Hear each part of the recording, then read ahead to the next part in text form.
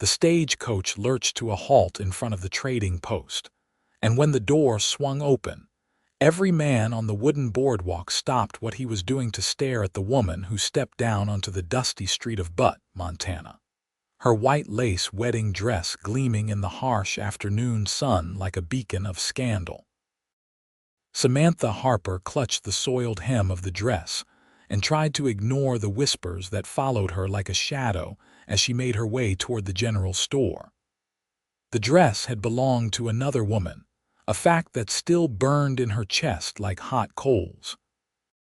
Just 3 days ago, she had walked into the bridal suite of the finest hotel in Denver to find her fiancé entangled with his own cousin, wearing nothing but guilt and shame. The cousin's wedding dress had been hanging on the door, pristine and ready for the ceremony scheduled for the following week. Samantha had done the only thing that made sense in her rage and heartbreak. She had stolen the dress, sold her train ticket back east, and bought passage on the first stagecoach heading into Montana territory. It was 1882, and Butte was a mining town that had seen better days and worse nights. The mountains rose around it like jagged teeth, and the smell of copper and sulfur hung in the air like a curse. Samantha had no plan, no money left after paying for her passage, and no family to speak of. Her parents had died of fever when she was 16, leaving her in the care of an aunt who had been all too eager to marry her off to the first wealthy man who showed interest. That man had turned out to be a liar and a cheat, and now here she stood in a stolen wedding dress in a town full of miners and cowboys, with nothing but the clothes on her back and a heart that felt like shattered glass. The general store smelled of tobacco and leather. Behind the counter stood a woman with iron-gray hair and eyes that missed nothing. She looked Samantha up and down, taking in the wedding dress with its mud-stained hem and the exhausted slump of her shoulders. "That is quite an entrance you made," the woman said, her voice dry as the Montana wind. "I need work," Samantha said, lifting her chin despite the humiliation burning in her cheeks. "Any kind of work. I can cook, clean, sew, teach children. I will do whatever needs doing." The woman studied her for a long moment. "Name's Dorothy Kane. I run this store with my husband. We do not need help, but I know someone who might." She paused, her expression softening just a fraction. "You running from something or toward something? Does it matter?" Samantha asked. "In these parts it usually does." Samantha took a breath. "I am running from a life that was built on lies. As for what I am running toward, I suppose I will know it when I find it." Dorothy nodded as if this answer satisfied her. "There is a rancher about 5 miles north of town. Thomas Keller. Lost his wife 2 years back to pneumonia. Has a daughter, about 8 years old now. He has been looking for a housekeeper and someone to help with the girl. Pay is fair, room and board included. It is hard work, and Thomas is not the warmest man you will ever meet, but he is honest and decent. More than can be said for most." Hope flickered in Samantha's chest, small but stubborn. "How do I get there?" "You can borrow my mare. Just bring her back tomorrow." Dorothy pulled a piece of paper from beneath the counter and began drawing a rough map. "Follow the main road north until you see a split oak tree. Take the left fork and keep going until you see the K-Bar Ranch sign. Cannot miss it." Samantha wanted to ask why this woman was being kind to a stranger in a wedding dress, but she was afraid the question might break the spell. Instead, she simply said, "Thank you. I will not forget this. Just take care of yourself, girl. And maybe find something else to wear before you go calling on a widower. People in these parts love to talk, and you have given them enough to chew on for one day." Dorothy disappeared into the back room and returned with a simple brown dress and a shawl. "These belong to my daughter. She moved to San Francisco last year and left half her wardrobe behind. You look about the same size."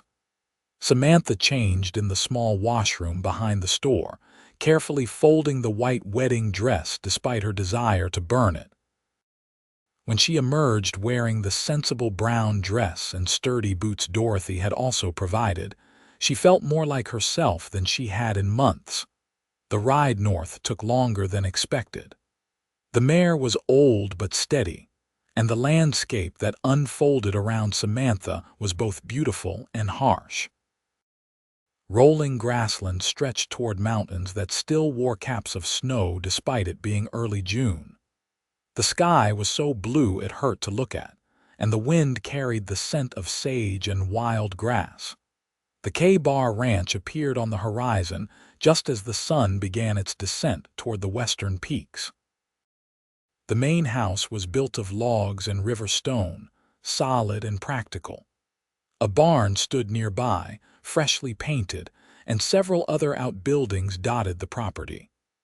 Cattle grazed in the distance, and horses moved lazily in a large corral. Samantha dismounted and tied the mare to the hitching post near the house.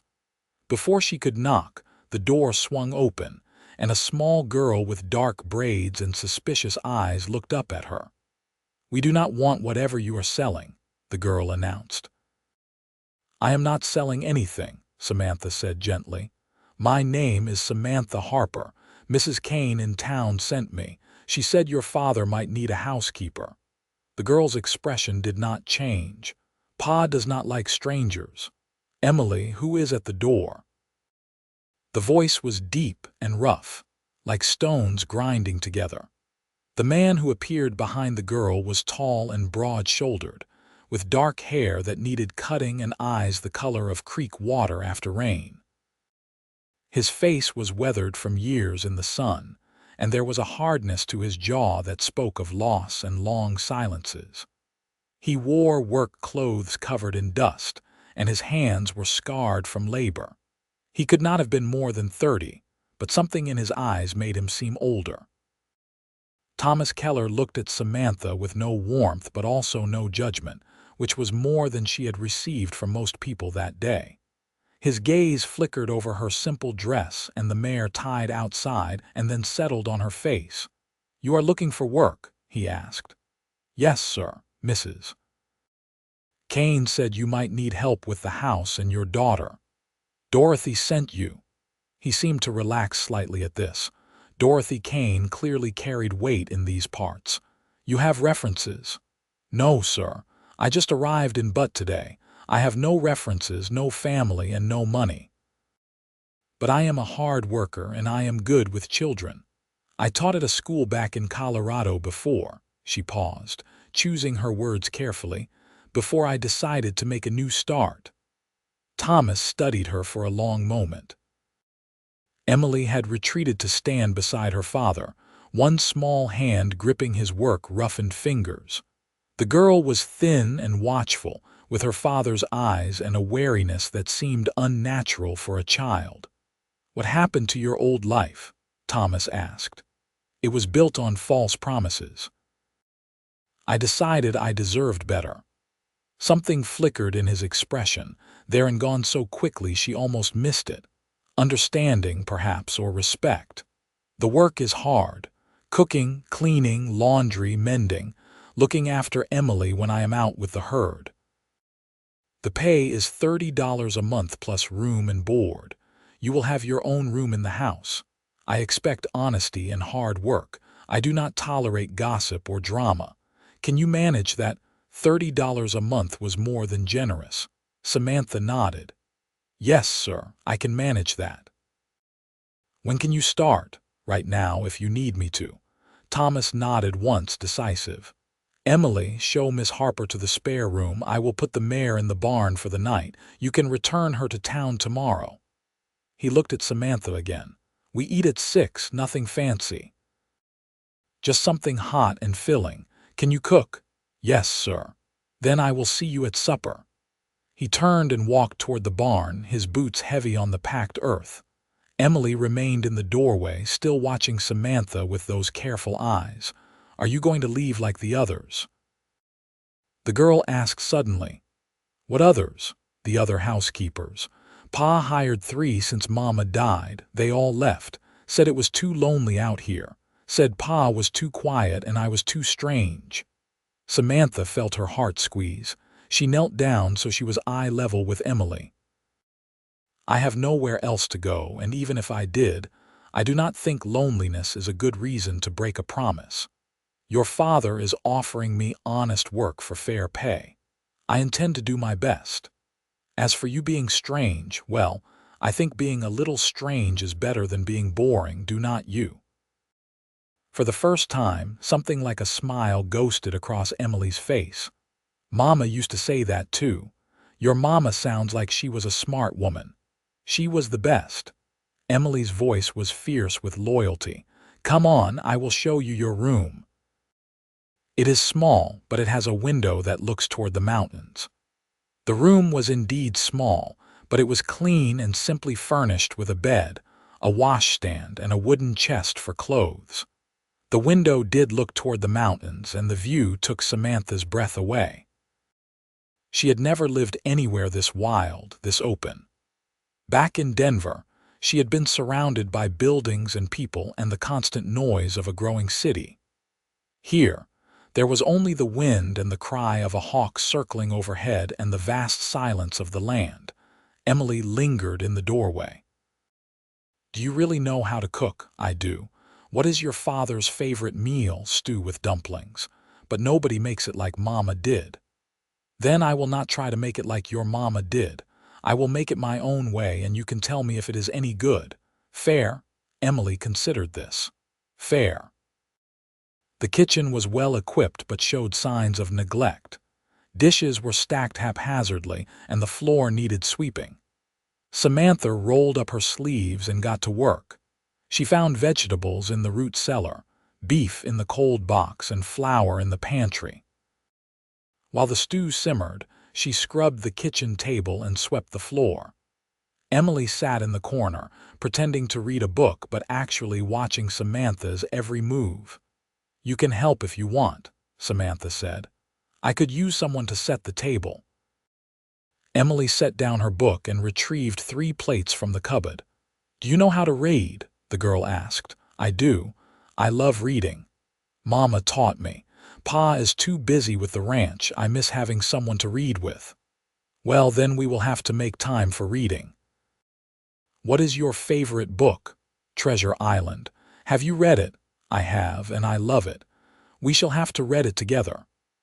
By the time Thomas came in from the barn, the kitchen was clean, the table was set, and the stew was ready. He washed up at the basin near the back door, then took his seat at the head of the table. Emily sat to his right, and Samantha served the food before taking the seat to his left. Thomas said a simple grace, his voice quiet but steady. Lord, thank you for this food and for the hands that prepared it. Amen. Amen, Emily echoed. They ate in silence for a few minutes. Samantha tried not to watch for their reactions, but she could not help herself. Thomas ate steadily, his expression giving nothing away. Emily took a bite, then another, then looked up at Samantha with surprise. This is good, the girl said. It is different from Mama's, but it is really good. I am glad you like it, Samantha said, relief washing over her. Thomas nodded. It is fine cooking, thank you. The praise was simple, but something in his tone made it feel genuine. They finished the meal in comfortable silence, and then Thomas pushed back from the table. I have to check on a fence line before dark. Emily, help Miss Harper with the dishes. Yes, Pa. After he left, Emily became more talkative. She chattered about the ranch, about her favorite horse, about the kittens that had been born in the barn last month. Samantha listened and asked questions, and slowly the wariness in the girl's eyes began to fade. That night, Samantha lay in her narrow bed and listened to the unfamiliar sounds of the ranch. Cattle lowing in the distance, the creak of the house settling, the wind moving through the grass like a living thing. She thought about the wedding dress folded at the bottom of her small trunk, about the life she had left behind, about the man she had almost married. The anger had faded, leaving behind something that felt like freedom.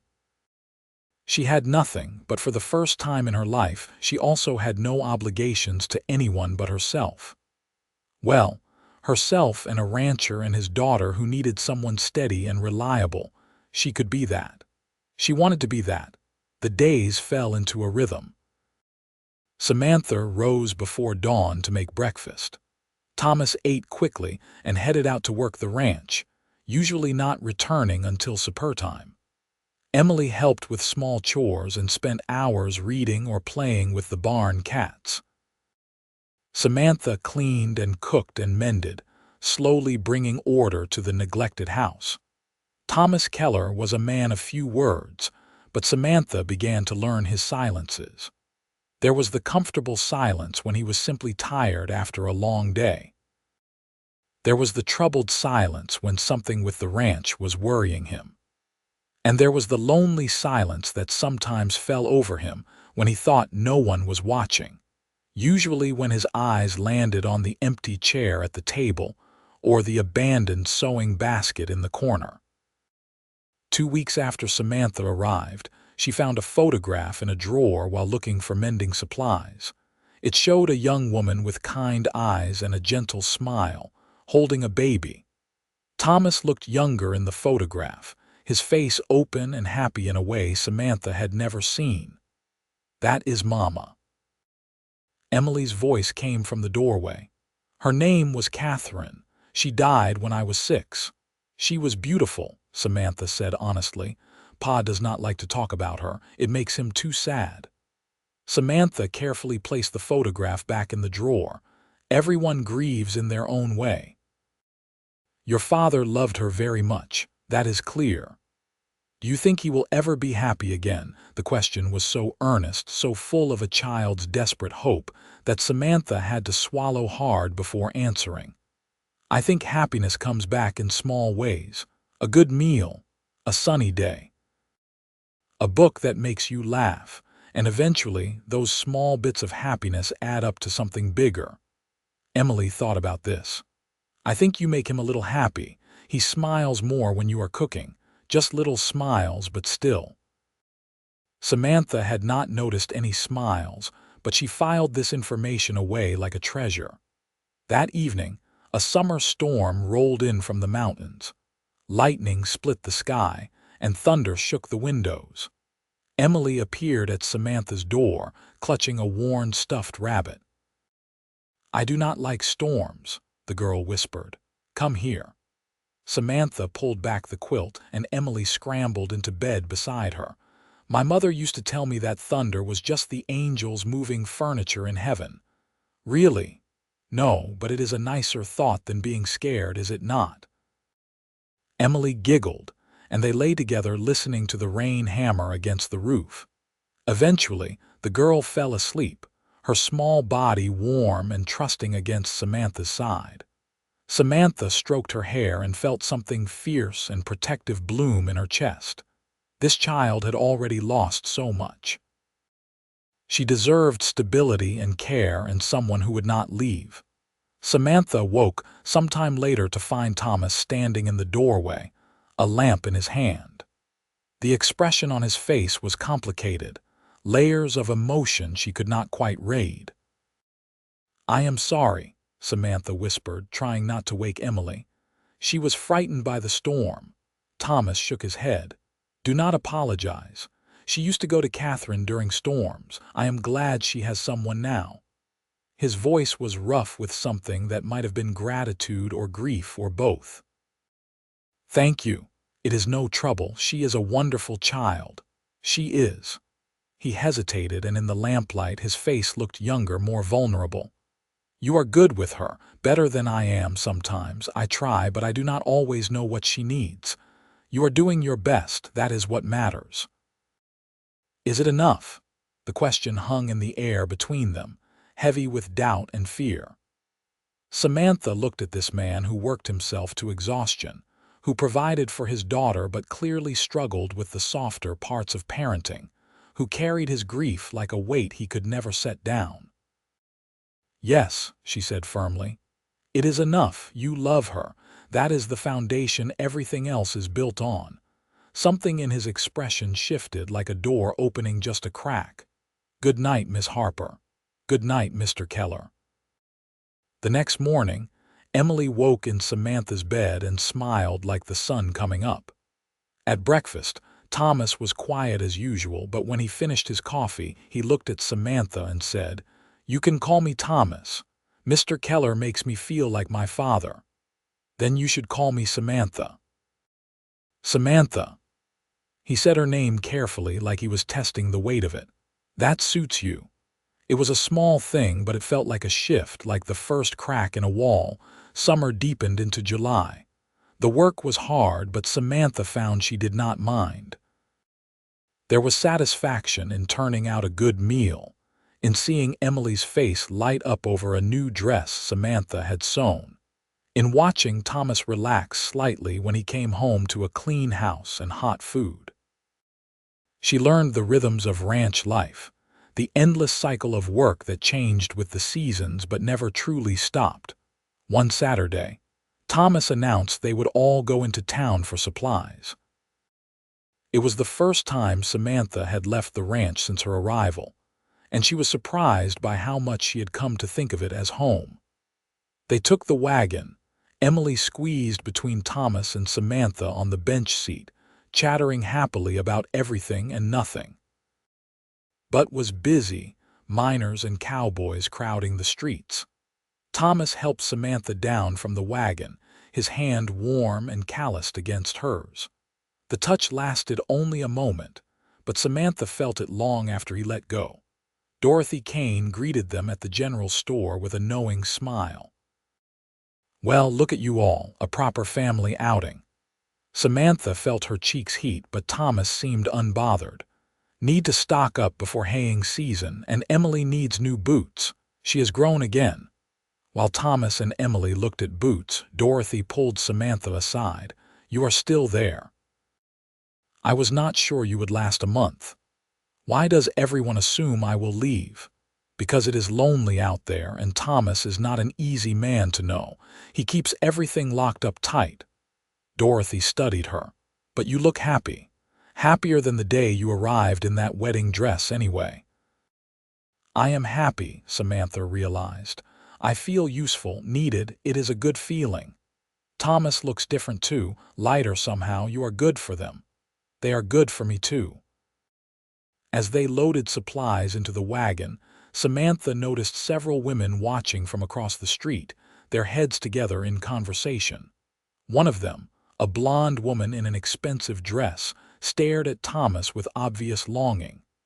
"Who is that?" Samantha asked Emily quietly. "Mrs. Rebecca Foster. Her husband owns the big mine. She is always trying to talk to Pa, but he does not like her much." As if summoned by their attention, Rebecca Foster crossed the street, her skirts swishing. "Thomas Keller, what a pleasant surprise." Thomas tipped his hat politely but without warmth. "Mrs. Foster, I heard you finally found a housekeeper who stayed. How fortunate for you." Rebecca's eyes swept over Samantha, assessing and dismissive.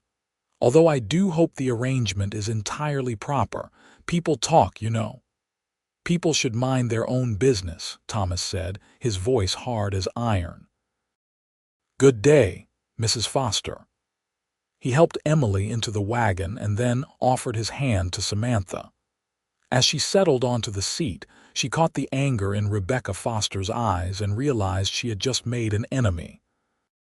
On the ride home, Thomas was silent, but there was tension in his shoulders that had not been there before. Emily fell asleep against Samantha's side, tired from the excitement of town. "I am sorry about Mrs. Foster," Thomas said finally. "She has been trying to arrange a match between us since Catherine died. Some people think a widower with a child needs a new wife, and they are not shy about their opinions." "What do you think?" Samantha asked, then immediately regretted the question. It was too personal, too bold. But Thomas seemed to consider it seriously. "I think people should be allowed to live their lives without everyone else trying to manage them. I think grief does not run on a schedule. And I think if I ever did marry again, it would be because I found someone I could not imagine living without, not because it was convenient or expected. That seems wise. Catherine and I married for love. Anything less would dishonor her memory. He paused.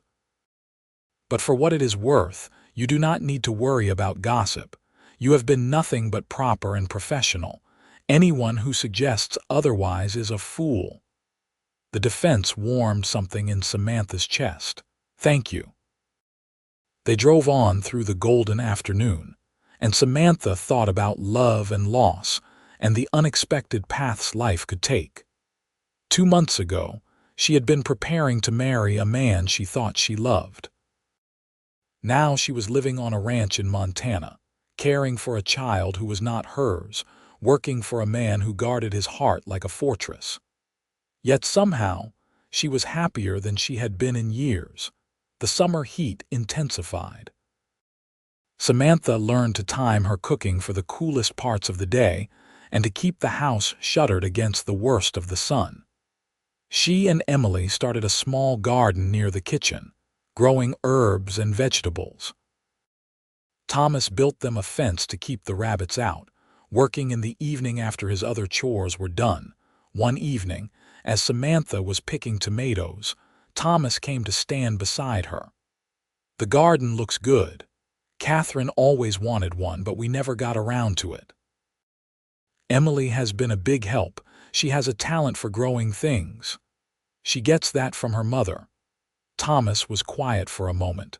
"I want to thank you, Samantha, for everything you have done, not just the work but the way you are with Emily. She has been happier these past 2 months than I have seen her in 2 years. She is easy to love." The words hung between them, simple but weighted with meaning. Thomas looked at her, really looked at her, and Samantha felt her breath catch. In the golden light of evening, with the mountains rising behind him and his sleeves rolled up from work, he was handsome in a way that had nothing to do with conventional features and everything to do with strength and steadiness and quiet integrity. "You never told me," he said, "about the wedding dress, about what you were running from." Samantha had known this conversation would come eventually. She set down her basket of tomatoes and brushed the dirt from her hands. "I was engaged to a man in Denver, Henry Carlson. He came from a good family, had money, said all the right things. My aunt was thrilled. I thought I was lucky." She took a breath. 3 days before the wedding, I found him with another woman. His own cousin, actually. They were in the bridal suite, and her wedding dress was hanging on the door. I took the dress and left, sold my ticket home and came here instead. Why did you take the dress? I do not know. Anger, maybe, or some twisted desire to claim what should have been mine, even if it belonged to someone else first. She laughed bitterly. I wore it on the stagecoach like armor, like proof that I had escaped. You did escape. That takes courage or desperation. Sometimes they are the same thing. Thomas reached out and gently brushed a smudge of dirt from her cheek. The touch was brief, but it sent electricity through her entire body. "I am glad you came here, Samantha. Glad you escaped. We are better for it." "So am I," she whispered. For a moment they stood there in the garden with the evening light turning everything gold, and Samantha felt the world narrow to just the two of them. Then Emily called from the house and the spell broke. Thomas stepped back, clearing his throat. "I should wash up for supper." "Yes, of course." But as he walked away, Samantha touched her cheek where his fingers had been and knew that something had shifted between them, something that could not be easily undone. August brought haying season, and Thomas hired 2 hands to help with the work. Jack Morrison and Pete Chen were both young cowboys looking for seasonal work. They were polite to Samantha and kind to Emily, and they worked hard from dawn until dusk cutting and baling hay. With extra mouths to feed, Samantha's workload increased, but she did not mind. She liked the bustle of a full house, the sound of male voices and laughter at the table. Thomas seemed more relaxed with the help, and he spent more time at the house in the evenings. One night after supper, Jack pulled out a harmonica and began to play. Pete had a surprisingly good singing voice, and Emily clapped along, delighted. Thomas leaned against the doorframe, watching with a small smile. "Come on, boss," Jack called. "You used to play fiddle. Do not tell me you have forgotten how." "I have not played in years," Thomas protested.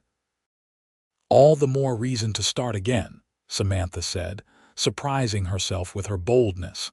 Thomas looked at her, something warm in his eyes, and then disappeared into his bedroom.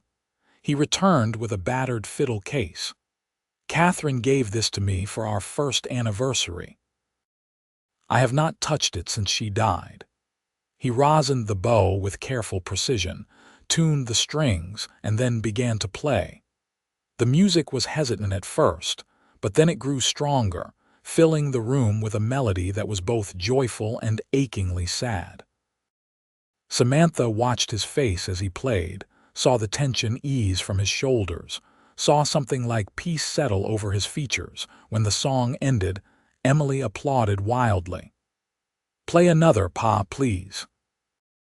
They spent the evening making music, and Samantha thought it was the best night she had experienced since arriving at the ranch. Later, after the hands had gone to the bunkhouse and Emily was in bed, Thomas helped Samantha wash the dishes. "Thank you," he said quietly. "For what?" "For pushing me to play. I had forgotten how much I loved it, how much Catherine loved to hear it. She would want you to keep playing, to keep living." Thomas set down the dish he was drying and turned to face her. "I am trying. It is harder than it should be sometimes, but you make it easier." "Thomas." His name came out as barely more than a breath. He stepped closer, and Samantha's heart began to race. He was going to kiss her. She could see the intention in his eyes, in the way he leaned toward her. But at the last moment, he seemed to catch himself. He pulled back, running a hand through his hair. "I am sorry, that was inappropriate." "It was not," Samantha said, her voice stronger than she felt. "Or rather, I did not mind. You work for me. There is a power imbalance. I do not want you to feel obligated or pressured." "I do not feel either of those things. I feel," she paused, searching for the right words, "I feel like I am finally where I am supposed to be." Thomas looked at her with such longing it made her ache. "I swore I would not do this, would not let myself feel this way again. It is too risky. Too painful when it ends." "What if it does not end?" "Everything ends, Samantha. People leave or they die, and you are left with nothing but memories and an empty chair at the table." "That is fear talking, not wisdom." "Maybe fear is just wisdom that has been burned." Samantha reached out and took his hand, feeling the calluses, the strength, the way his fingers automatically curled around hers. "I am not Catherine. I cannot replace her, and I would never try. But I am here, and I am real, and I care about you and Emily more than I thought possible." "That has to count for something." "It counts for everything," Thomas said hoarsely. "That is what terrifies me."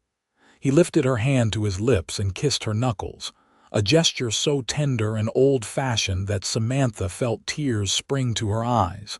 Then he released her and stepped back. "Good night, Samantha." "Good night, Thomas." She watched him retreat to his room and wanted to follow, wanted to chase away the ghosts that haunted him, but she knew this was something he had to work through himself. All she could do was wait and hope and keep showing up, day after day, proving that she was not going anywhere. September arrived with cooler nights and the first hints of autumn in the air.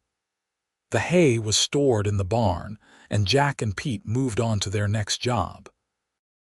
The house felt quiet again, but it was a comfortable quiet, the silence of people who knew each other well enough not to need constant conversation. Emily started lessons with Samantha in the mornings, and the girl proved to be bright and eager to learn. Thomas sometimes joined them in the evenings, and Samantha found herself teaching both of them geography and history, using Emily's adventure books as a starting point.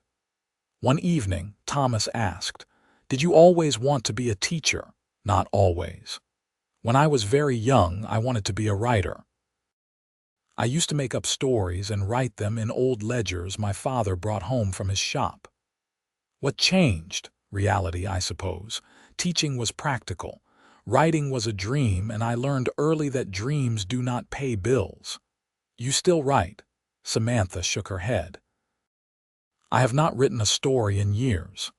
That is a shame. Emily would love to hear your stories. Maybe I will start again, Samantha said, the idea taking root as she spoke. Maybe I will write down all the adventures we have had. The story of a girl and her father and the housekeeper who came wearing a wedding dress. Emily's eyes went wide. You arrived in a wedding dress. Really? Samantha had not planned to tell her, but now there was no taking it back. I did. It is a long story. I want to hear it. So Samantha told them, editing the more painful parts for Emily's sake, but keeping the essential truth. She told them about the stolen dress, about arriving in Butte with nothing, about Dorothy Kane's kindness and the decision to ride out to the K-Bar Ranch. Were you scared? Emily asked. Terrified, but sometimes the scariest thing is also the right thing. Thomas was quiet through the whole story, but his eyes never left Samantha's face. When she finished, he said, "That dress, you still have it?" "Yes, it is at the bottom of my trunk. I keep meaning to get rid of it, but I never quite manage to." "Why not?" "I suppose because it reminds me of who I was and who I have become, the distance I have traveled." "You should burn it," Emily announced, "like a ceremony, out with the old and in with the new." Thomas smiled. "That is not a bad idea, actually." "I do not know," Samantha said, but even as she spoke, she felt a spark of interest. Burning the dress did feel right, like closing a door that had been left open too long. "We could have a bonfire," Emily said, warming to the idea. "With apples and cider and songs, a celebration." Samantha looked at Thomas and he nodded. "This Saturday, we will make a night of it." Saturday dawned clear and cool, perfect autumn weather. Thomas and Emily gathered wood for the bonfire while Samantha baked apple pies and prepared hot cider with cinnamon and cloves. As evening fell, they lit the fire in a clearing behind the barn, far enough from the buildings to be safe. Samantha retrieved the wedding dress from her trunk. In the firelight, it still looked beautiful, but it no longer held any power over her. It was just fabric and lace, a relic of a life that no longer fit. "Are you ready?" Thomas asked quietly. "I am." She walked to the fire and held the dress over the flames. For a moment she hesitated, and then she let it go. The dress caught immediately, the white fabric blackening and curling. Sparks flew up toward the star-filled sky, and Samantha felt something inside her release, like a fist unclenching. Emily cheered, and Thomas put his arm around Samantha's shoulders, a gesture of comfort and solidarity. They stood together watching the dress burn, and when it was nothing but ash, Samantha turned to find Thomas looking at her with an expression that stole her breath. "What?" she asked. "You are the bravest person I know," he said simply. "I am not brave, I am just trying to survive." That is what bravery is, choosing to move forward even when you are afraid. Emily tugged on Samantha's hand. "Come on, let us roast apples." They spent the evening around the fire, eating too many apples and drinking cider until their stomachs hurt. Thomas played his fiddle, and Emily danced in the firelight, her small shadow flickering across the ground. Samantha sat on a log and watched them, this man and this girl who had become her family in all the ways that mattered. Later, after Emily had fallen asleep in her chair and had to be carried to bed, Thomas and Samantha sat by the dying fire. The night was cold, and Thomas draped a blanket around both their shoulders, creating a small, warm cocoon. "I have been thinking," he said, "about what you said, about me letting fear make my decisions. Thomas, you do not have to explain anything to me. I want to. He took a breath. When Catherine died, I thought my life was over. Not literally, but all the good parts. I thought I would just work the ranch and raise Emily, and that would be enough. I did not want to risk loving someone again because I could not survive losing them. And now I realize that surviving is not the same as living. And I have been surviving for 2 years, but I have not been living. Not really. He turned to face her, his eyes reflecting the firelight. You changed that. You walked into my life wearing someone else's wedding dress, and you made me want to live again. You made me want to take the risk. Samantha's heart was pounding so hard she was sure he could hear it. What are you saying? I am saying that I am in love with you, Samantha Harper. I have been falling for weeks, maybe months, and I am tired of fighting it. I know it is complicated. I know you work for me and that there are 100 reasons why this is a bad idea. But I also know that you are the first person I think about when I wake up and the last person I think about before I sleep. I know that Emily loves you and you love her, and that my house became a home again the day you walked through the door. So I am asking, do you think you could love me too? Not as an employer or a friend, but as a man. As someone you might want to build a life with. Tears were streaming down Samantha's face, but she was smiling. Thomas, I already love you. I have loved you for weeks. I was just waiting for you to catch up. He laughed, the sound surprised and joyful, and then he was kissing her. His lips were warm despite the cold night, and he tasted like cider and wood smoke and promise. Samantha kissed him back with all the longing she had been holding inside, all the hope and fear and desperate affection. When they finally pulled apart, both breathing hard, Thomas rested his forehead against hers. I want to do this right. Court you properly. Ask your permission, not just assume. You have my permission, Samantha said, laughing through her tears. You have had it for a long time. Then I am courting you, Samantha Harper, officially and intentionally. And when enough time has passed that it is respectable, I am going to ask you to marry me. Just so you know what my intentions are. Noted, Samantha said, her heart so full she thought it might burst. And just so you know my intentions, I am going to say yes.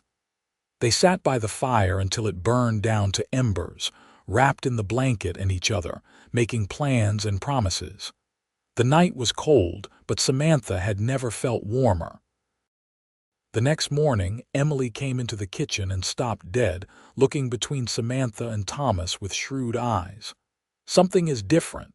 What makes you say that? Thomas asked, trying and failing to hide his smile. Pa is smiling, really smiling, and Samantha is blushing. Emily crossed her arms. Did you finally tell her you love her? Thomas choked on his coffee. Emily Rose Keller, what do you know about such things? I am 8, not stupid. I have eyes. Emily looked at Samantha. Do you love him back?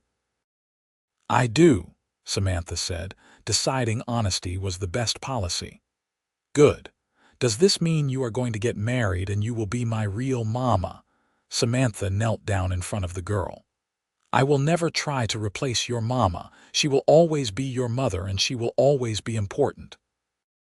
But if your father and I do get married someday, I would be honored to be your stepmother and to love you as my own. If that is all right with you. Emily threw her arms around Samantha's neck. It is more than all right. I have been praying for this every night since you came. Over Emily's shoulder, Samantha met Thomas's eyes and saw them bright with tears. He mouthed the words, "Thank you," and she knew he meant for more than just this moment. He meant for everything. For coming into their lives, for staying when others had left, for loving them both enough to honor the past while building a future. The autumn passed in a blur of work and stolen moments. Thomas courted Samantha with a combination of old-fashioned chivalry and practical ranch life romance. He brought her wildflowers from the high meadows and fixed the squeaky hinge on her bedroom door. He taught her to ride properly and took her on long rides through his land, showing her the places he loved most. They had dinner every evening as a family, and afterward they would sit together on the porch, watching the sun set behind the mountains. In October, Thomas took Samantha into town to buy her a proper dress for the church social. It was a simple dress in deep blue, but when Samantha tried it on, Thomas looked at her like she was wearing diamonds. "You are beautiful," he said, his voice rough with emotion. "It is just a dress." "It is not the dress, it is you. You are the most beautiful thing I have ever seen." At the social, they danced together for the first time. Thomas was not a graceful dancer, but he was steady and sure, and Samantha felt safe in his arms. She noticed Rebecca Foster watching from the side of the room, her expression sour, but Samantha did not care. Let people talk. She had found something real, something worth fighting for. As they turned around the floor, Thomas leaned close and whispered, "I know I said I would wait, but I cannot any longer. Samantha Harper, will you marry me? Will you be my wife and Emily's mother and my partner in all things?" Samantha pulled back to look at his face, saw the love and hope and vulnerability there, and felt her heart expand to hold all of it. "Yes, Thomas Keller. Yes, I will marry you." He kissed her right there in the middle of the dance floor in front of the entire town, and she kissed him back. Someone whooped, and then everyone was clapping and cheering. Even Dorothy Kane was dabbing at her eyes with a handkerchief. They were married in November in the small church in Butte, with Emily as Samantha's maid of honor and Dorothy Kane standing up with them as witness. Samantha wore a new dress, this one in cream-colored silk that Dorothy had helped her sew. It was nothing like the elaborate wedding dress she had stolen, and it was all the more beautiful for being simple and honest in hers. Thomas's voice shook as he said his vows, promising to love and cherish her all his days. Samantha made the same promises, meaning every word with her whole heart. When the minister pronounced them husband and wife, Thomas kissed her with such tenderness that Samantha felt tears slide down her cheeks. "I love you," he whispered against her lips. "I love you too." Emily hugged them both, and then they walked out of the church into the crisp November sunshine as a family. A real family, bound not just by law but by love and choice and commitment. The wedding breakfast was held at the general store, with Dorothy and her husband providing the food and the entire town invited. People came up to congratulate them, and Samantha shook hands and accepted good wishes, feeling like she was in a dream. Just 8 months ago, she had arrived in this town wearing a stolen wedding dress, with no money and no prospects. Now she was married to a good man, a mother to a wonderful child, and a part of a community. Rebecca Foster appeared briefly, her congratulations stiff and insincere. "I do hope you know what you are getting into, Mrs. Keller. Ranch life is hard and widowers come with complications." "I am not afraid of hard work or complications," Samantha said evenly. "And I love Thomas and Emily with my whole heart. That is all that matters." Rebecca's smile was brittle. "How charming! We shall see if that love survives the winter." After she left, Thomas appeared at Samantha's elbow. "What did she want? To tell me I am making a mistake? Do not worry, I did not believe her." Thomas pulled her close, not caring who saw. "You are the best decision I have ever made. Do not ever doubt that." "I will not if you will not." "Deal." They stayed in town that night at the hotel, their first night as husband and wife. Thomas had arranged for Emily to stay with Dorothy Kane, giving them privacy. In the quiet of their room, with the noise of the street below fading into night, Thomas undressed Samantha slowly, reverently, like she was something precious and breakable.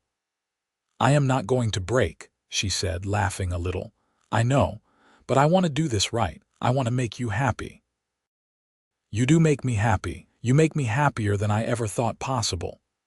Their lovemaking was tender and awkward and perfect. Thomas was gentle, always checking to make sure she was comfortable, that she wanted this. Samantha had been nervous, but with Thomas, there was no fear. Only love and trust and a bone-deep certainty that this was right. Afterward, they lay tangled together in the sheets, skin to skin, hearts beating in sync. Thomas traced patterns on her arm, his touch light and soothing. "Thank you," he said quietly. "For what?" "For taking a chance on me." "On us. For not giving up when things were hard or uncertain. I could say the same to you. You took a chance hiring a woman who showed up in a wedding dress with no references and a lot of baggage. Best chance I ever took." He kissed her forehead, her cheeks, her lips. "I love you, Samantha Keller." "I love you too, Thomas." They fell asleep wrapped around each other, and Samantha dreamed of mountains and wide skies and a future filled with love. Winter came early that year, with snow falling in thick, heavy flakes that blanketed the ranch in white. Samantha learned to manage the household in the cold, to keep the fires going and the stock fed when Thomas was out dealing with the cattle. She learned to cook on the wood stove in the frigid kitchen, and to make sure Emily was bundled up properly before she went out to play. Christmas was simple but joyful. Samantha made cookies and roasted a goose.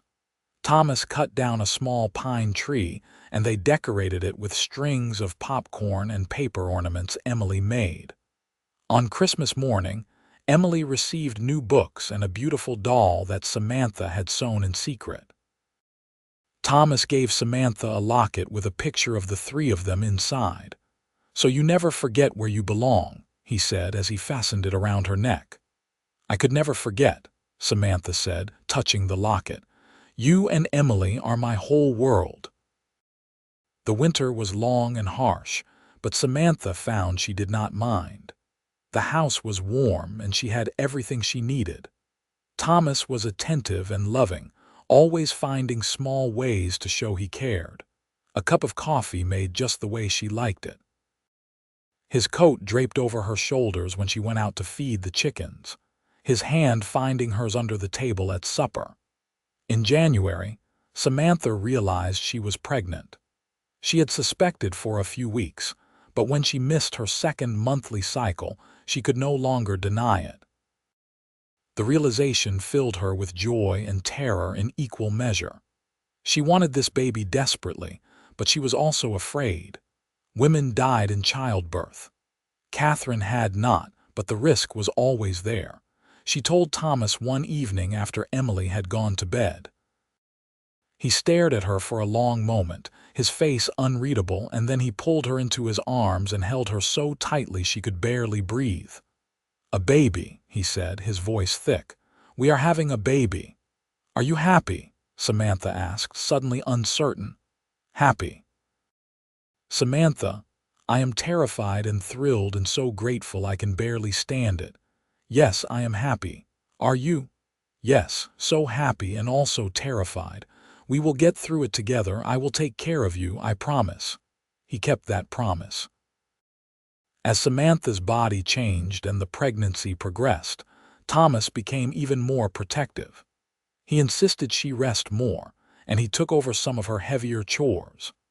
Emily was excited about becoming a big sister and spent hours talking to Samantha's growing belly. "I am going to teach the baby everything," Emily declared. "How to ride and read and catch frogs." "Those are very important skills," Samantha agreed, laughing. Spring came with a rush of green and birdsong. The snow melted, revealing the brown grass beneath, and soon new growth was pushing through the soil. Samantha's garden came back to life, and she spent hours planting with Emily's help, her hands in the rich earth, the sun warm on her back. In late May, the labor pains started. Thomas sent Emily to fetch the midwife from town, while he stayed with Samantha, holding her hand and talking her through each contraction. The midwife arrived just as the pains became unbearable, a capable woman named Mrs. Peterson, who had delivered half the babies in Butte. The labor was long and difficult. Samantha had never experienced such pain, such an overwhelming sense of her body being taken over by forces beyond her control. But through it all, Thomas was there, his hand in hers, his voice steady and sure. "You can do this," he kept saying. "You are so strong, Samantha, just a little longer." And then, after hours that felt like days, the baby came. A boy, red-faced and squalling, perfect in every way. Mrs. Peterson placed him on Samantha's chest, and she looked down at this tiny human she and Thomas had created and felt a love so fierce it took her breath away. "He is beautiful," Thomas said, his voice breaking. "You are both so beautiful." They named him Matthew Thomas Keller, and he had his father's dark hair and his mother's eyes. Emily fell in love with him immediately, insisting on helping with everything from diaper changes to lullabies. The months after Matthew's birth were exhausting and wonderful. Samantha was up at all hours feeding him, and Thomas helped as much as he could, rocking the baby when he was fussy and taking over with Emily so Samantha could rest. They moved through those early months in a haze of sleeplessness and joy, finding their rhythm as a family of 4. As Matthew grew, so did the ranch. Thomas hired another hand, a young man named David who was steady and reliable. The cattle herd increased, and Thomas talked about expanding into horse breeding. Samantha managed the household and the garden, canning vegetables and fruit for the winter, sewing clothes for the children, keeping everything running smoothly. The years passed in a blur of seasons and milestones. Matthew took his first steps, spoke his first words, grew from a baby into a curious, active toddler. Emily became a young woman, smart and capable, helping with the ranch work and her younger brother with equal enthusiasm. Thomas's hair started to show gray at the temples, and Samantha found a few silver strands in her own dark hair, badges of a life well lived. When Matthew was 3, Samantha became pregnant again. This time, the pregnancy was easier and the birth, while still painful, was quicker. They had a daughter this time, Sarah Catherine, named for Samantha and Thomas's first wife. Emily held her new sister with tears streaming down her face. "She is perfect," Emily whispered. "Mama would have loved her." "She would have," Thomas agreed, "and I think she would have loved all of this. The family we have built. Do you think she knows? Wherever she is, I do, and I think she is happy for us." It was not forgetting Catherine or replacing her. It was honoring her memory by continuing to live, to love, to build something good and lasting. By the time Sarah was born, Emily was 16 and already being courted by the blacksmith's son, a respectful young man named John Carter who had the good sense to be terrified of Thomas.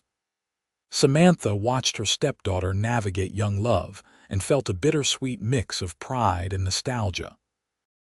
It seemed like only yesterday that Emily had been a solemn 8-year-old, asking if Samantha was going to leave like the others. The ranch continued to prosper. Thomas's instinct about horse breeding proved correct, and soon the K-Bar Ranch was known throughout Montana for its quality stock. They built a new barn and expanded the house, adding a proper parlor and another bedroom. The improvements were practical, but they also represented something deeper, a belief in the future, a commitment to this life they had built together. One evening in late summer, when Sarah was 2 and Matthew was 5, the family gathered on the porch to watch the sunset. It had become a ritual, this quiet time together before bed. Thomas sat in his chair with Sarah on his lap. Matthew was sprawling at Samantha's feet, playing with toy horses. Emily sat on the porch railing, reading a letter from John, who had gone to Billings for a few weeks to learn new metalworking techniques. Samantha looked at them all, her family, and felt contentment settle over her like a warm blanket.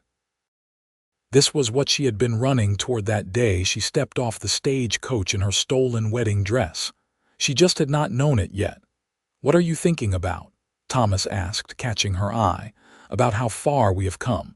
About how lucky I am." "We are the lucky ones," Thomas said. "You saved us, Samantha. Emily and me.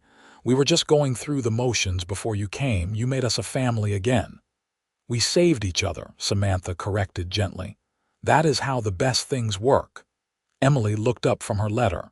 "Are you two being sappy again?" "Yes," Thomas said without shame. "And when you are married and have children, you will understand."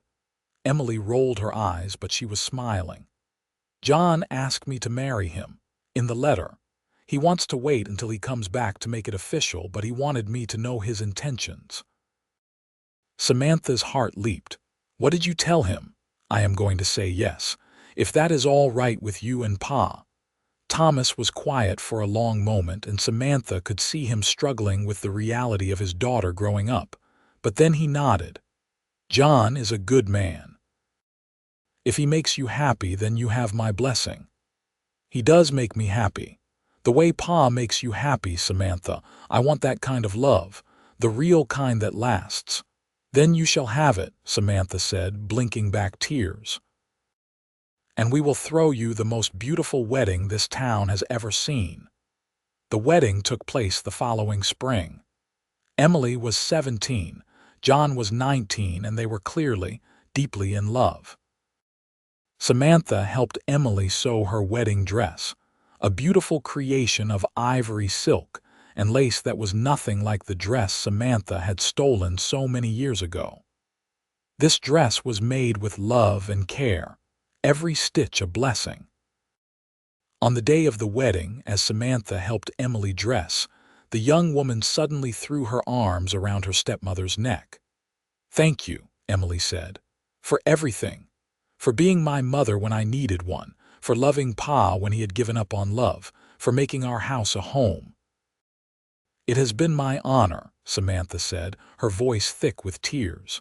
"You have been a gift to me, Emily, the daughter of my heart." The wedding was beautiful. Emily walked down the aisle on Thomas's arm, and Samantha saw his eyes shining with tears. They were tears of sadness for the little girl he was losing, but also tears of joy for the woman she had become. John waited at the altar, looking nervous and proud and so young. When Thomas placed Emily's hand in John's, he said, "Take care of her. She is precious." "I will, sir. I promise." After the wedding, there was dancing and food and celebration.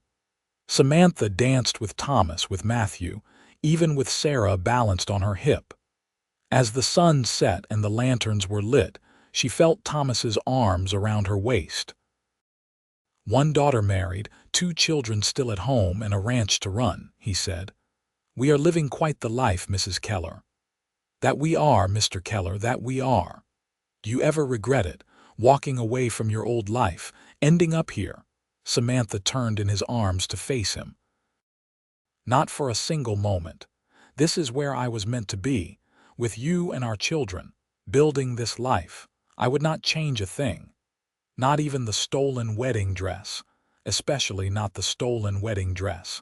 It brought me to you." Thomas kissed her, sweet and slow, and around them, their family and friends cheered. Matthew made a gagging sound, and Sarah clapped her hands, not understanding but delighting in the joy around her. The years continued to roll by, each one bringing its own joys and challenges. Emily and John had 3 children, and Samantha became a grandmother before she turned 40. Matthew grew into a serious, thoughtful boy who loved books as much as ranch work. Sarah was wild and fearless, always climbing trees and riding horses too fast, giving Samantha gray hairs and Thomas heart attacks. When Matthew was 12 and Sarah was 10, Samantha had one more surprise pregnancy.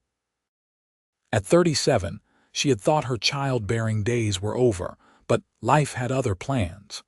She gave birth to twin boys, Jacob and James, who were identical and mischievous and kept the entire household on their toes. 6 children, Thomas said one night, surveying his expanded family with awe. When I hired you as a housekeeper, I did not imagine this. Are you complaining? Samantha asked, raising an eyebrow. Not even a little bit. I am just amazed at you, at us, at all of this. The ranch continued to grow and prosper. Matthew showed an aptitude for horse training, and by the time he was 16, he was working alongside his father, breaking and training horses that sold for top dollar across Montana and beyond. Sarah surprised everyone by developing a talent for business, keeping the ranch's books with meticulous precision and negotiating deals that left hardened cowboys shaking their heads in admiration. Emily's children were frequent visitors, and the house was often full of noise and laughter and chaos. Samantha loved it all, even the exhausting parts. She had gone from being alone in the world to being at the center of a large, loving family, and she never took it for granted. One evening, when Samantha was 45 and Thomas was 48, they sat on the porch watching their grandchildren play in the yard. The twins were 12 now, still mischievous, but starting to show signs of the men they would become. Matthew was courting a girl from town, and Sarah had announced her intention to attend a women's college in the East, much to Thomas's dismay. She is too young to go so far away, Thomas grumbled. She is 18, the same age I was when I left my aunt's house to marry Henry. Exactly. Look how that turned out, Samantha laughed. It turned out perfectly. If I had not left, I would never have come here. I would never have met you. Thomas pulled her close, and she rested her head on his shoulder. They sat in comfortable silence, watching the sun paint the mountains gold and pink and purple. You remember the night we burned the wedding dress? Thomas asked. Of course. It was one of the most important nights of my life. I knew that night that I was going to marry you. I knew I could not let you go. I knew it too, or at least I hoped. We have built a good life, Samantha, better than I ever dreamed possible after Catherine died. We have, Samantha agreed, and we are not done yet. There are still grandchildren to meet, weddings to attend, adventures to have. As long as I have you, I am ready for all of it. They sat together as the stars came out, one by one, mapping familiar constellations across the vast Montana sky. Inside the house, they could hear the sounds of their family. The twins arguing over a game, the creak of floorboards as someone moved around upstairs, the distant sound of Emily's oldest child practicing piano. This was home. Not the building, but the people. The love that bound them together, that had started with a stolen wedding dress and a desperate bid for a new life, and had grown into something beautiful and lasting. Years continued to pass. The twins grew up and decided to expand the ranch's operations into cattle drives, partnering with other ranchers to move herds to market. Matthew married his sweetheart and brought her to live on the ranch, building a small house on the property.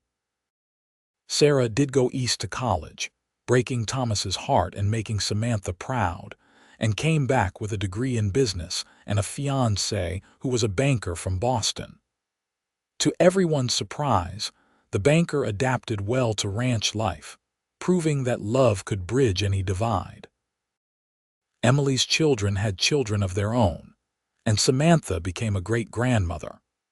The family tree that had started with just Thomas and Emily had branched and grown until it was hard to keep track of all the cousins and second cousins who bore the Keller name or were connected to it by marriage. On Samantha's 60th birthday, the family threw a party that brought people from all over Montana. The ranch was full of children and grandchildren and great-grandchildren, of friends and neighbors and people whose lives Samantha had touched over the years. Dorothy Kane came, now ancient and white-haired but still sharp as a tack. She pulled Samantha aside and smiled. "You did well for yourself, girl. Better than I ever imagined when you walked into my store in that ridiculous wedding dress." "It was ridiculous, was it not?" Samantha said, laughing. "Ridiculous and perfect. It brought you here, it brought you to them." Dorothy nodded toward Thomas, who was holding one of his great-grandchildren and looking more content than Samantha had ever seen him. "He is happy. You made him happy. That is no small thing. He made me happy too. We made each other happy. That is how the best marriages work." As the party wound down and the guests began to leave, Samantha and Thomas found themselves alone on the porch once more, their favorite spot. The porch had been expanded over the years, and new chairs had replaced the old ones, but the view was the same: mountains and sky and endless grassland. "60 years old," Thomas said. "How does it feel?" "Like I have lived 1,000 lifetimes and they have all been good." Samantha reached for his hand and he took it, his grip still strong despite his own 63 years. "Do you remember what you said to me the day I arrived? You asked if I could manage hard work and no drama." "I remember. You said you could. I think I have kept that promise." Thomas laughed. "You have done far more than that. You have given me a life I did not think I deserved. A family, love, a reason to wake up every morning with gratitude instead of just obligation. You gave me the same things. We gave them to each other." They sat in silence for a while, and then Thomas said, "I am getting old, Samantha. My bones ache in the morning and I cannot work the way I used to. I have been thinking about turning more of the ranch operations over to Matthew and the twins." "That sounds wise." "It also sounds like the beginning of the end." Samantha squeezed his hand. "It is not the end. It is just a new chapter. We have earned the right to slow down, to spend our days doing what we love instead of what needs to be done." "And what do you love?" Thomas asked. "This. Sitting here with you, watching our family grow, reading books and tending my garden and rocking great-grandbabies to sleep. I love our quiet mornings and our peaceful evenings. I love every moment I get with you." "Then that is what we will do. We will slow down and enjoy what we have built." And they did. As Thomas gradually stepped back from the day-to-day running of the ranch, he and Samantha found new rhythms.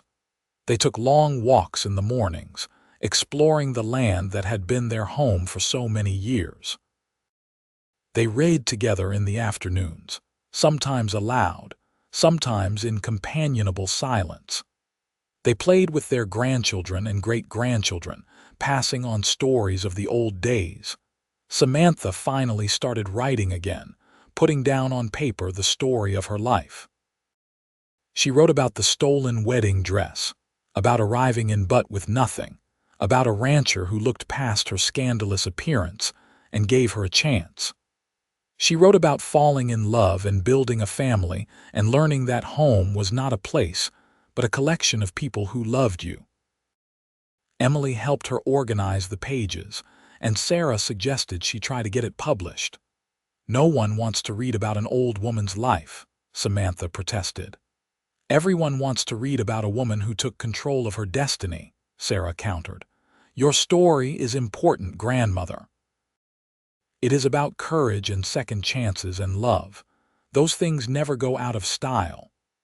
To Samantha's amazement, Sarah was right. A publisher in New York agreed to print her memoir, and while it never became a bestseller, it sold steadily and touched people. Samantha received letters from women all over the country who told her that her story had inspired them to leave bad situations, to take chances, to believe in the possibility of happiness. On a warm summer evening, when Samantha was 70 and Thomas was 73, they sat on the porch surrounded by 4 generations of family. It was the 4th of July, and they had spent the day celebrating with food and games and laughter. Now, as the sun set, they waited for the fireworks that Matthew and the twins had planned.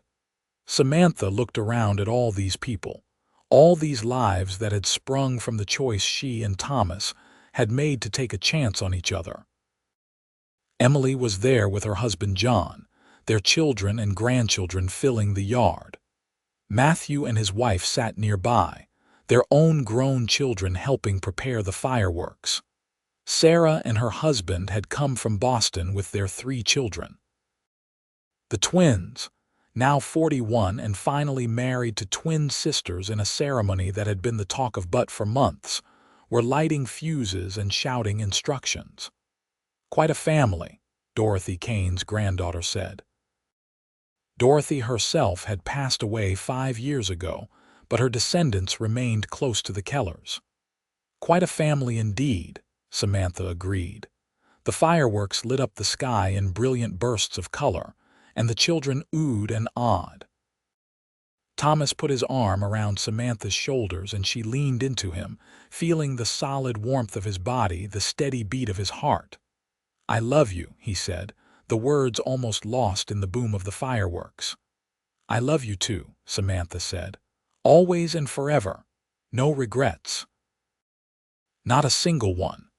The fireworks continued, painting the night sky in red and gold and blue. Samantha closed her eyes and thought about the long, winding road that had brought her here, the betrayal that had sent her running, the stolen wedding dress that had been both an act of defiance and a symbol of hope, the stagecoach ride to Butte, and the terrifying decision to ask for work. Thomas's steady gaze and Emily's suspicious eyes and Dorothy Kane's unexpected kindness. Every choice, every moment, had led her here. To this porch, this family, this man whose hand still fit perfectly in hers after all these years. She had arrived wearing another woman's wedding dress, carrying nothing but pain and determination. Thomas had not cared about her past, had only seen her potential for a future. Together, they had built something extraordinary. As the final firework exploded overhead, showering the sky with golden sparks, Samantha opened her eyes and smiled. This was her life. This was her home. This was where her story had been leading all along, from that first desperate day in Denver to this perfect moment surrounded by love. "Thank you," she whispered to Thomas. "For what?" "For taking a chance on a woman in a wedding dress. For seeing past the scandal to the person underneath. For loving me." "Thank you for saying yes," Thomas replied. "For staying when you could have left. For building this life with me. For everything." They kissed as the family cheered, the sound mixing with the distant echo of fireworks. And as stars began to appear in the darkening sky, Samantha knew with absolute certainty that every choice, every heartbreak, every moment of doubt had been worth it to arrive at this place, this family, this love. Years later, when Samantha was 83 and Thomas was 86, they still sat on that porch every evening that weather allowed. Thomas's health was failing, his strong body finally giving in to the weight of years and hard work. But his mind was sharp, and his love for Samantha had not dimmed. One evening in late September, with autumn painting the mountains in gold and red, Thomas took Samantha's hand and said, "I think it is almost time." Samantha felt her heart clench, but she did not pretend to misunderstand. "I know. I am not afraid. I have lived a good life, a great life, because of you, because of us," Samantha corrected, blinking back tears. "Promise me something, anything. Do not grieve too long. Live. Keep writing, keep spending time with the family, keep tending that garden you love so much.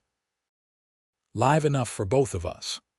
"I promise," Samantha said, though she did not know if it was a promise she could keep. Thomas passed away quietly in his sleep 2 weeks later, Samantha beside him holding his hand. The grief was enormous, a tidal wave that threatened to pull her under. But she remembered her promise, and she clung to it like a lifeline. The family gathered for the funeral, and the church was packed with people whose lives Thomas had touched. They buried him in the small cemetery outside of town, next to the plot where Catherine rested. It seemed right somehow, both of his loves together in that peaceful place. Samantha continued to live at the ranch, cared for by her children and grandchildren. She wrote when she had the energy, tended her garden in the warmer months, and spent hours with the youngest generation, telling them stories of their grandfather and the life they had built. On the first anniversary of Thomas's death, Samantha sat on the porch alone, missing him with an ache that had not diminished. But as the sun set, turning the sky the same colors it had been the night Thomas proposed, she felt a sense of peace settle over her. She had loved and been loved. She had built a family, a legacy that would continue long after she was gone. She had taken a risk wearing that stolen wedding dress, and it had led her to a life richer and fuller than she could have ever imagined. "Thank you," she said to the empty air, to Thomas's memory, to God, to whatever force had guided her to that stagecoach in Denver.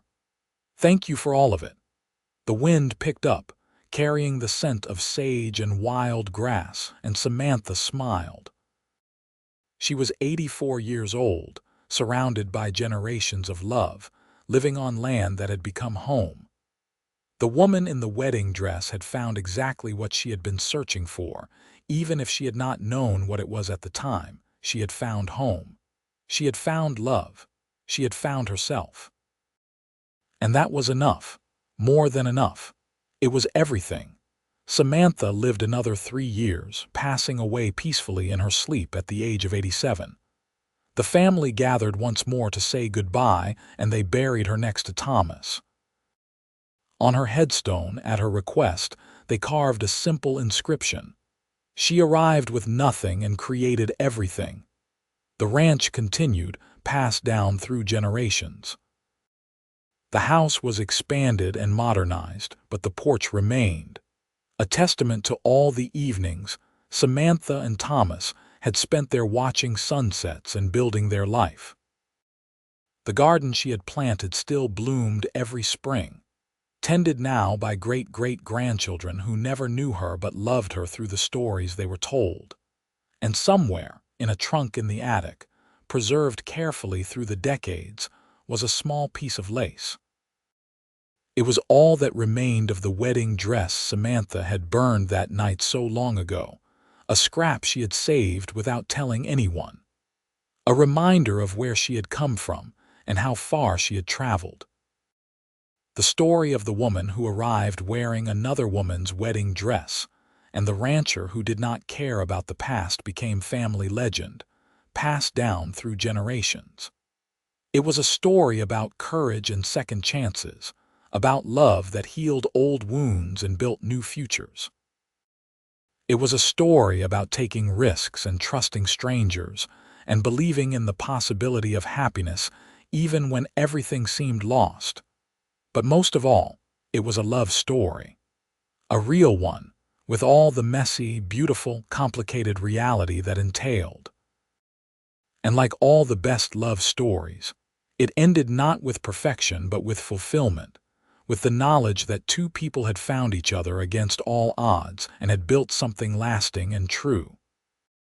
The wind still blows across the Montana grassland, carrying the scent of sage and the promise of storms. The mountains still stand guard over the valley, unchanging and eternal. And on quiet evenings, if you listen carefully, you might almost hear the sound of a fiddle playing and a woman's laughter mixing with the wind. Echoes of a love that time could not diminish and death could not end.